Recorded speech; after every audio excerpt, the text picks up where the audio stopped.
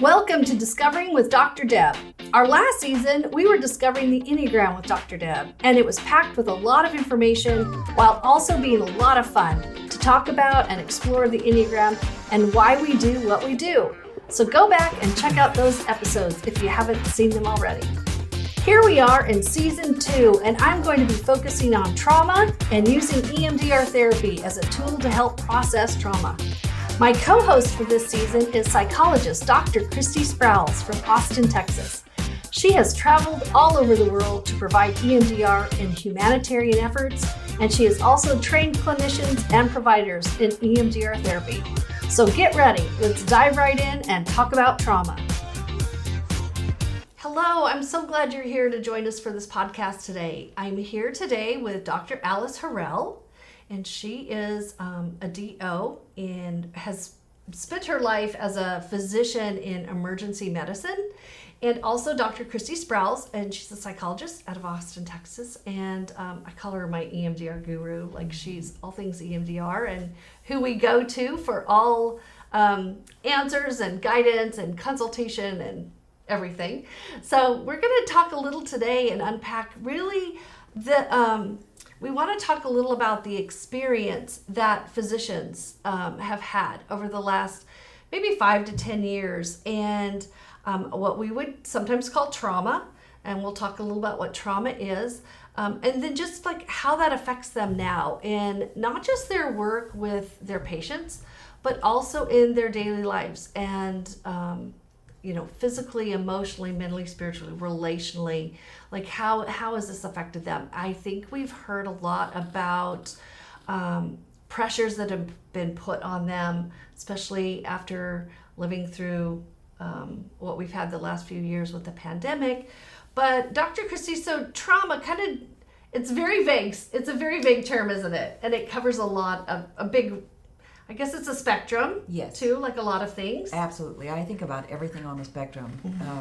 But, trauma, many of us think that a trauma is something that is tremendous, something like a natural disaster or a man-made disaster. The shootings we were talking about, tsunamis, earthquakes, hurricanes, all of that. And that has to be catastrophic. And what I'm here to say about trauma in itself is that it is simply, the definition of trauma is this, simply something that has happened that is deeply disturbing. Okay, that can be anything. And we are concerned, we are interested in how is it affecting physicians. I put together a whole national response to provide EMDR therapy for physicians, nurses, and hospital, actually even people who were just changing the sheets so that they could continue to do what they needed to do at the time. But we want to know what's happening in your world as a physician and as an executive coach. And so we'd like to hear, what do you want us to know? Thank you all so much for having me here. This is something since I began my own experience of walking through a lot of change and healing for myself and some trauma therapy and participating in EMDR for myself, I have begun to feel so strongly about the need to explain to my colleagues the significance of it, especially as we see the physician suicide rate continue to remain higher than any other profession, including combat soldiers. It's high, and it's high for a reason. And we can talk about wellness, but we need to talk about what's at the root. Because as I think about this issue, to me, it's the way we would approach an abscess. Just got to make it simplistic. So you can put a Band-Aid on it. You can give it antibiotics. And that's just gonna, so take some medicine, you can go to a yoga retreat. I very much value what I do as an executive coach, but what I'm seeing is that there is an abscess, and the only way to make an abscess better is to go in and drain it. You gotta address what is underneath. And I think a lot of what is underneath what is going on with physicians in this arena has to do with trauma. And that needs to be addressed. So just to think about how physicians come to this place, I think we really have to start back in our training. And when we enter medical school, and as you kind of go through the process, it really, as I've reflected on this, it really feels like your humanity starts to be stripped away. Your compassion and empathy, and certainly your vulnerability, are eroded away, especially by the time you're in residency. Some more so than others. Some specialties would be more prone to that. And society expects it too. It's not, and that's part of the way that I think, or the reason why I think our institutions, have done that. People expect a physician, they expect you to look and act and be a certain way. They expect superhuman. And you are taught you are superhuman. Right. You don't eat, you don't need to sleep, you don't need to feel that. Get yourself together, comb your hair, go in that room, don't have feelings about it. You see something bad, go home, have a beer, sleep on it, get back to work. That's just the messaging that has been given, promoted. And so when you find yourself in this place, having all of that eroded away, yet you lose touch with your humanness, with your human spirit. And then on top of that, then you think about how competitive medical school is. So you have to mask and morph to gain favor, and then to get into the residency, and then to get in the job. You really feel the need to present yourself and to be a certain way. And it's kind of very dogmatic and matic in medicine, like this is the way you have to be. So you just sit and think about how that affects somebody and somebody's ability to process things that are disturbing to them. And I think then we go on from medical school, residency, we get our dream jobs. Many people then, especially like a lot of women, then start their families. Right. And what I have heard and seen is you get to this place, you get all training, you're kind of like, who am I anyway? You have these experiences, you see at work, and you're just dealing with them the same way. But then you have a child, and speaking as a mother who gives birth to a child, nobody talks about the new person you're going to be born to be when they hand you that baby. Two people born that day, or three, the father too. And then you're really, that for many people breaks that barrier that has been put up, or at least challenges it, right? To say, oh, because you are suddenly in touch with a very deep part of your humanity in that process. And I think that then that really gets people to a different place of questioning the way that they approach, their jobs. I hear here, like you're talking about there. That's a really difficult balance, motherhood and physician. There's not a lot of grace for physicians that are women. Like, you've got a sick child, the dad typically doesn't stay home with the child, the mom does, but you're a physician. And so I have had some clients that I work with that are physicians, and they will say, when I'm at work, I feel like I need to be at home, and when I'm at home, sometimes I feel like and that balance is really difficult, because they have this mindset they need to be superhuman. And in this, once they enter kind of motherhood, they realize they're just human. 100%. And then they have these feelings that they didn't have before. We know motherhood changes us, right? And when I have this job I thought was my dream job, and now I have this pull. And that's really a tough place for physicians too. I mean, that creates a lot of kind of ambivalence, really.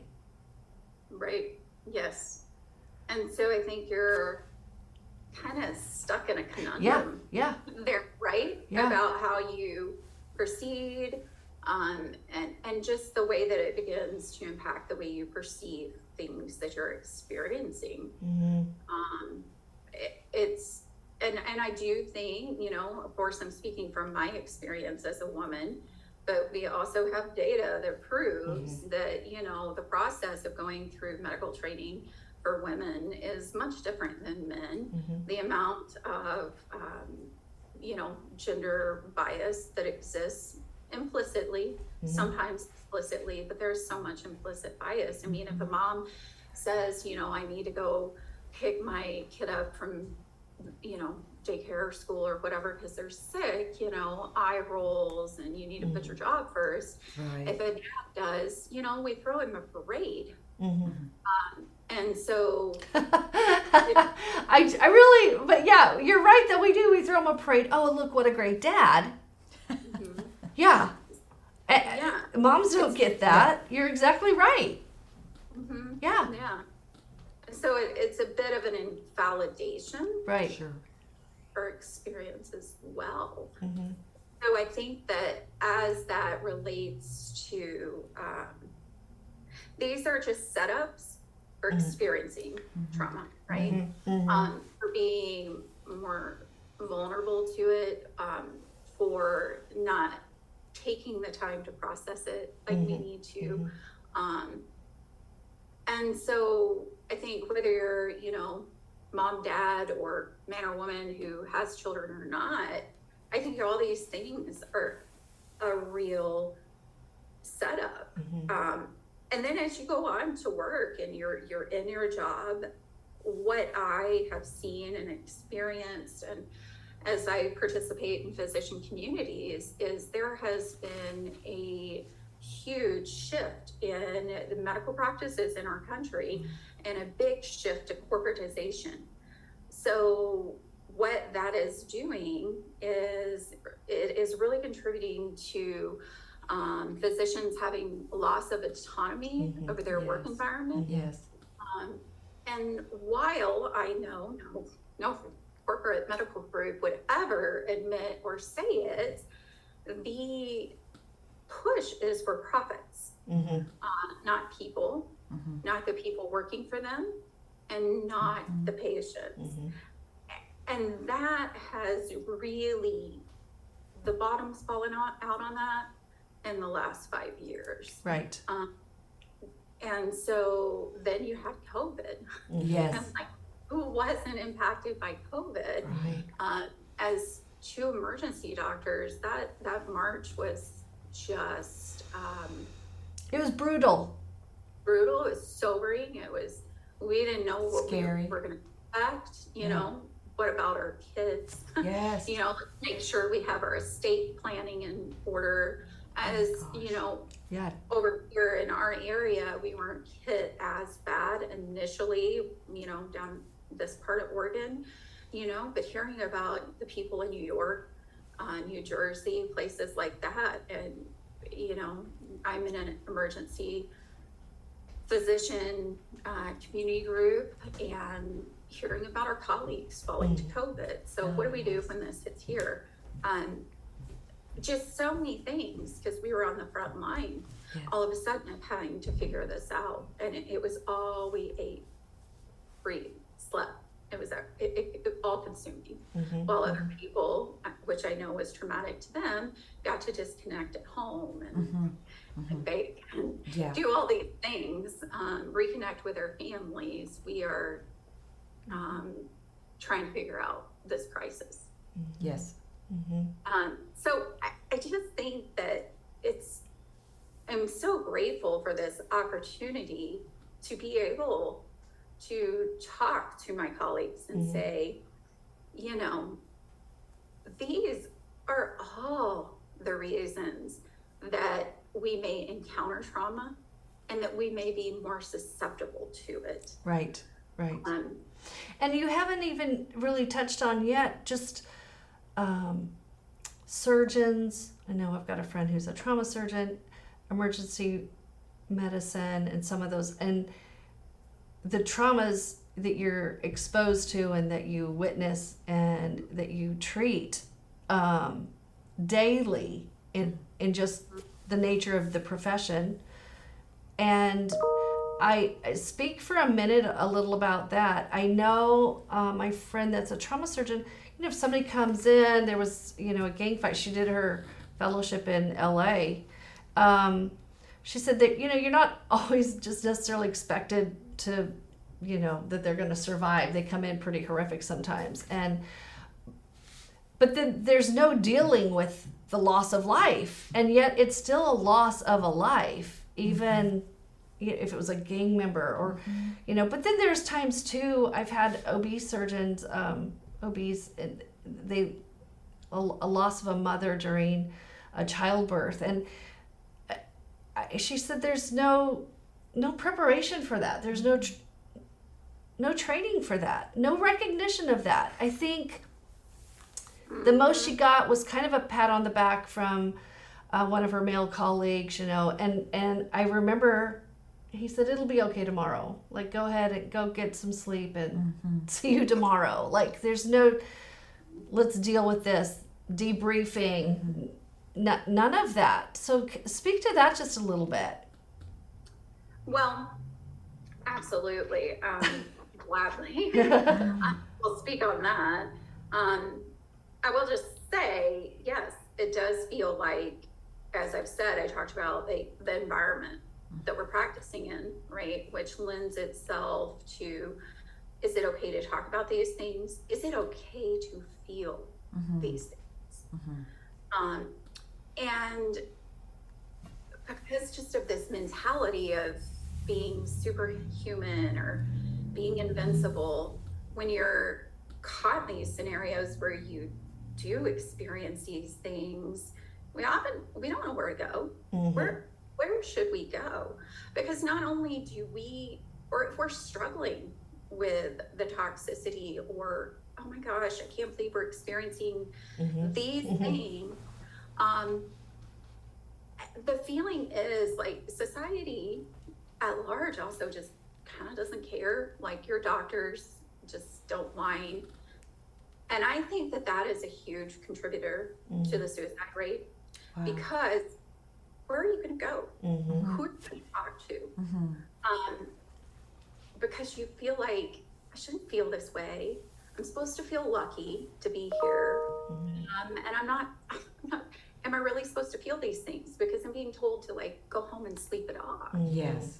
But the truth is, I would love the opportunity to speak to my people, to my emergency colleagues, and you could encompass the trauma surgeons. They're part of our body, our family.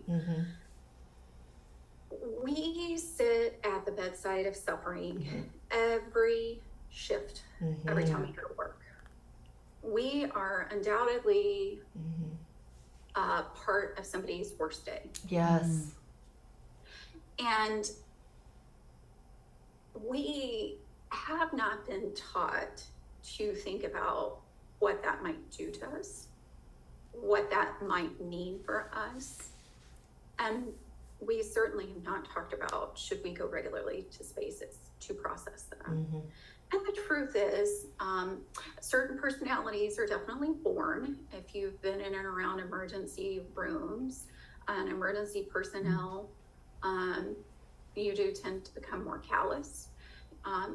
You kind of have to have a tough exterior just due to often the populations you deal with, the things you see.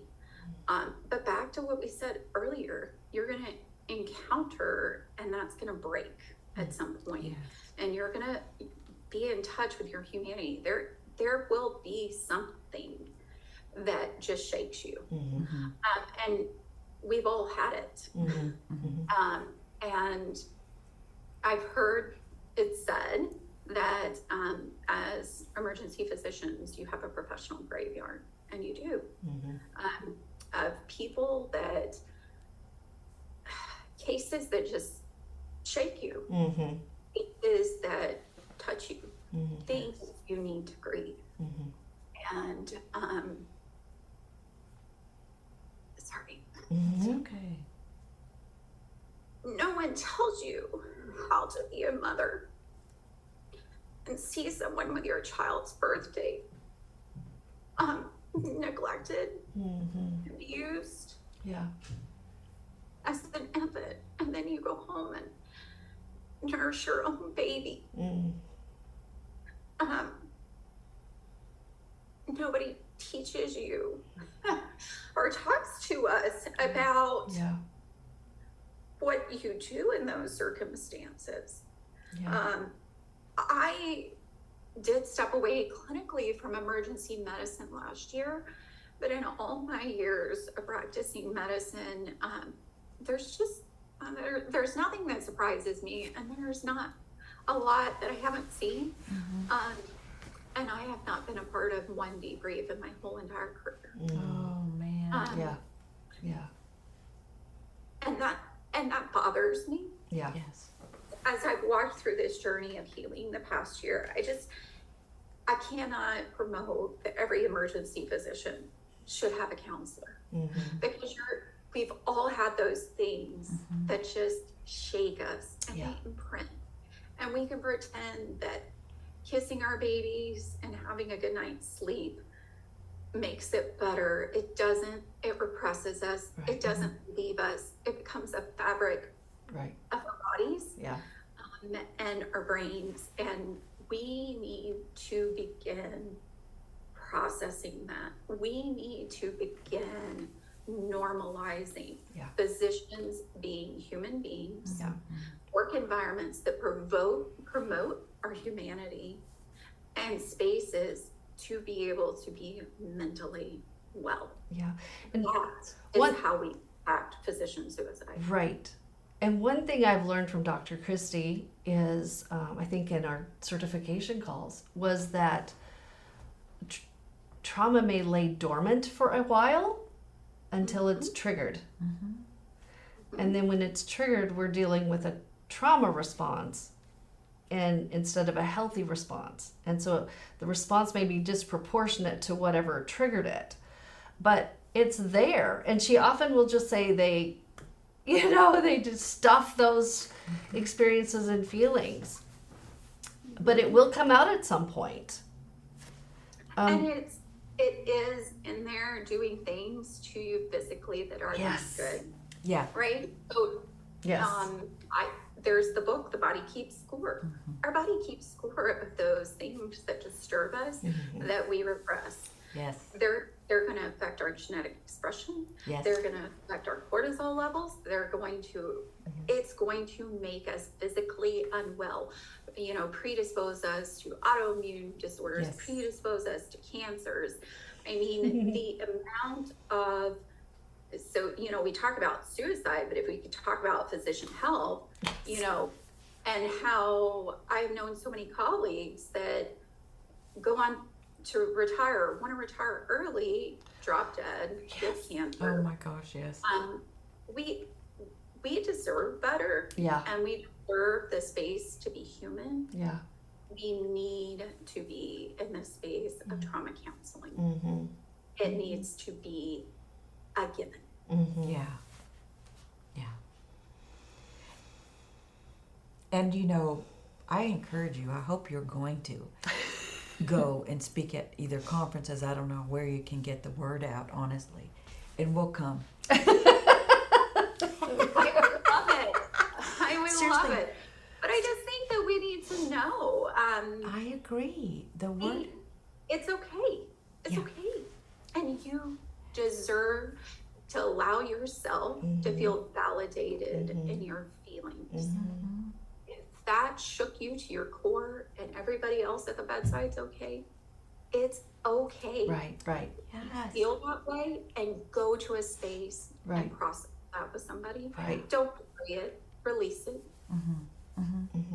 And I think part of the stigma or apprehension may be, unless you're in a big city and have access, I work with some physicians all over the country, and I'm not going to run into them somewhere, so they can allow themselves to be a little more vulnerable, and it's not an issue. But it's harder. Like I don't live in a very big city, and we have some physicians at our practice that, the clients that come in, and just confidentiality, and you want to be able to make sure you have that. That's so important.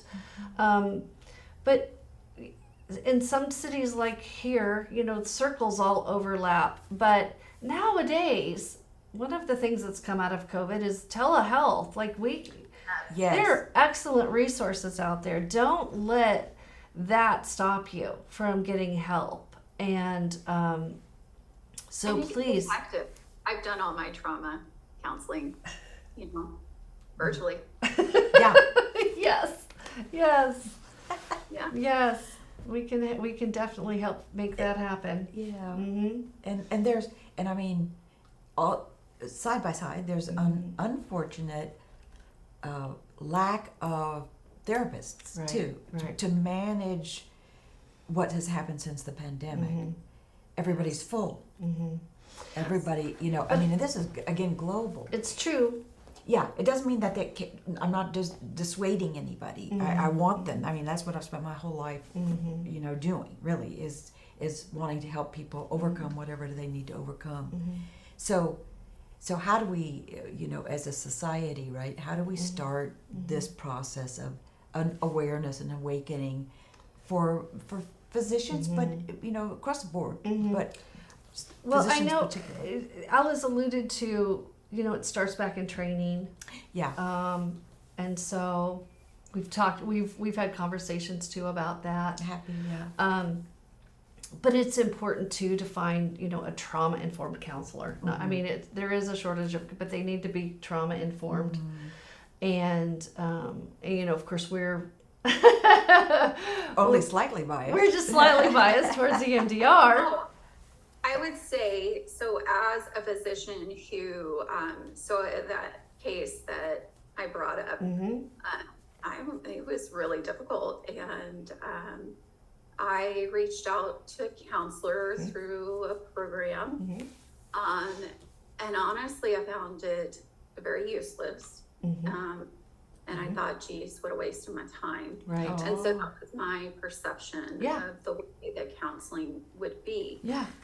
Having found Deb and having, I've now experienced counseling from other people as well. But here is, I think, the tip I have for physicians. One, it's like dating. Find somebody you like. Don't discount it because the first person you walked into you didn't feel like you could trust them or be vulnerable with them. Keep searching. So that's one. Two, I find it to have been most helpful when I found counselors that I felt were effective. When you are a high performing, high achieving individual, I think it is very important to find out from colleagues, hey, you have somebody you work well with, but ask them, what's your typical clientele? Because somebody who works primarily with physicians or executives, attorney, there's professionals. It's a profession, and it just has to do with being really well informed about what that life looks like and what those experiences are. I just think that made a difference for me being able to find somebody and be successful at counseling, to ask those questions, to do that research. Yeah, all of my physician clients have been word of mouth. And that's the thing, like she said, ask other physicians. And there's a lot of social media that is, there are physician groups, there's lots of them. And often they will ask, hey, this is what I'm looking for, and take recommendations that way too. But I think it's just important to seek that out. I will say, as somebody who, love executive coaching, I have an executive coaching business. that is so important to overlay. I think that's a resource that physicians also need to utilize. I mean, we put so much money into our brains, into our minds, into our training, right? Yes. And then like suddenly we finish residency and, well, you drop, I don't need that anymore. You know, we're high performing, high achieving individuals. I would say the things for other professions like that, you need to continue to invest in your brain, your mindset. And I think coaching is great for that. Yes. But I feel like it's very important to say to yourself, when you're struggling with something, is this something forward facing, or do I need to deal with a root here? And that is counseling. If you experience a trauma, that is counseling. Yes. And then that is a great springboard into amazing growth and things that executive coaches can help you with. And they can walk with you through that process. But I beg of you, please utilize trauma counselors when you experience trauma. That's pretty much says it, doesn't it? It sure does. It sure does. Yes. Yeah. And I know the one thing I was just really going to add, I know Dr. Christie has done trainings and provided EMDR all over the world with some humanitarian efforts, like all over the world. And one of the things I learned from you is that when you come back, you have debriefing and you do EMDR over the experiences that you had. Yes. And like, how brilliant, you know, so that it doesn't stick to you. We've talked about that. It's like Velcro. All of that just sticks to you. It's like you're able to just kind of like shower it off and move on. And that's what we need our physicians to be able to do. Exactly. You know? And others that are high performing like that. And yeah. I can't help but think, okay, so the place to start that would be in your education, as you were talking about. And that funding should be there for people to be able to take care of you. Even starting there to get you to know what that's like, to have the support, to have the debriefing, to have the moment where you go, oh my gosh, that has touched my core. I can't shake it. And I will say, I mean, I don't want it to sound like I had ice cold people around me through my training. I actually had amazing, I just can't say enough amazing things about the place where I did my residency. And as I read that book, The Body Keeps Score, and he was talking about how trauma creates community, and he was talking about this World War II support group and what these veterans were like. That's what I feel like my emergency medicine residency was like. You know, these attendings I connected with in these moments, these residency classmates that I still talk to, that we reach out to each other when we're having hard times. It does create that, but we need to realize, you know, community is part of it, but there's also that link coming into it. And I did have people, you know, I remember Dr. McQuaid, one of my trauma attendings, and one of the gravestones I have is a young man who got stabbed, and I was on surgical critical care, and I just worked this kid, and in the end he did not survive. And we were going to tell the family, and you got to get your stoic face on, because it is important. I'm not saying that we need to be vulnerable. We need to be vulnerable in the right spaces. Yeah. And when you're there with a family, that's the center, and you need to have yourself together. Yes. Right. And I remember we were walking, and he was talking to me about how we were going to get the news, and I just thought, like, I don't want to do that. And he kind of nudged me that, like, this is going to be something you're going to do more than you want. And he just said, like, I'll do it, but like, you're going to need to get to a place where you can do this. Wow. After we stepped out, I was emotional. I still am thinking about it, just a little misty eyed. And I remember he just looked at me and he said, "It's okay to cry. Oh. It's okay to cry. Yeah. If you need to go take some time, go do it." Yeah. And so I think inherently we know it, Yeah. Yeah. but we can do better. Yeah. We can do better. And the thing is, one thing I want to take away from this is, like you said, we can do better, but I don't want them to have to do it alone. And that's why we do what we do, is we want to help people. And we want to help our helpers. You know, we want to take care of our doctors and those in the medical profession, because we want them to be there to take care of us, you know, too.